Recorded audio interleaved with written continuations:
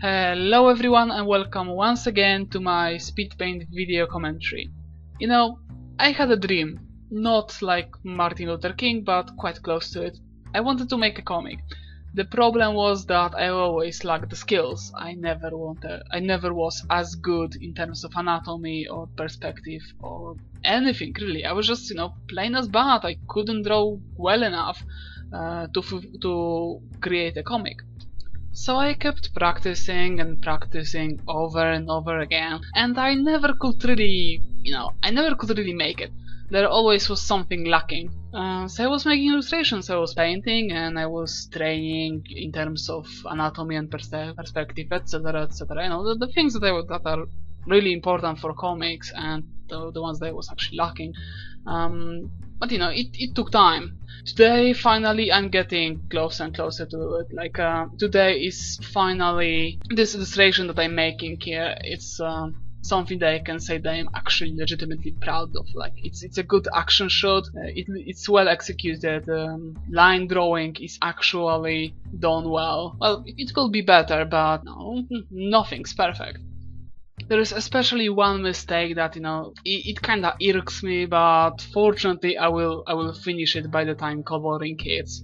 It actually looks quite ridiculous. I wonder, can you spot it? If you can, then just let me know. I mean, the more I look at it, the funnier it looks. Onto the coloring. At first I tried to do the colors just by imagination without any reference, but it wasn't really looking quite well. So I decided I would just pull a random photo out of internet, some kind of aerial shoot, and get colors from that. I don't actually have any reference for the particular scene that I'm drawing, so it's all from the imagination, starting from the figure that you saw previously, going all the way down to the ground, pun not intended. But yeah, I'm just painting along, I'm just filling the blanks, making the background there. I will cover it mostly with clouds anyway, so I don't really need to be that specific. Besides, I wouldn't want to take focus away from the main character anyway. So yeah, I'm just covering now the whole scene of the with the clouds. I want to put some atmospheric interference in a way to indicate the distance, to actually show that the main character is really high up in the sky and it's shooting these magical lasers through the layer of clouds, dispersing them, and just the thing that fast-moving waves of energy do.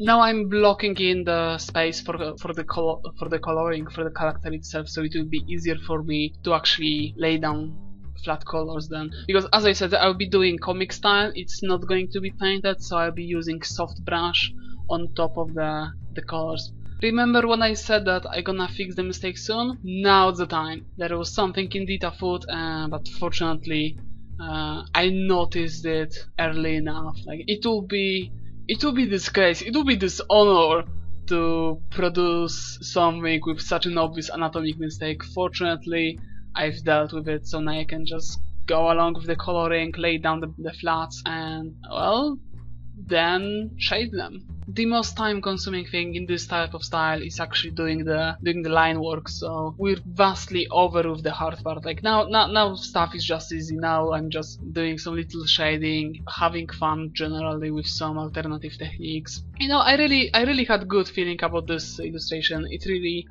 made me feel better. It was surprisingly one of the very few pieces that I enjoyed doing, and I'm actually proud of. I know that there are some things that should be fixed. I know that I still need to go a long way before I will be doing any sort of comics, but at least I'm closer to it goal. Like, at least now I can actually notice the progress.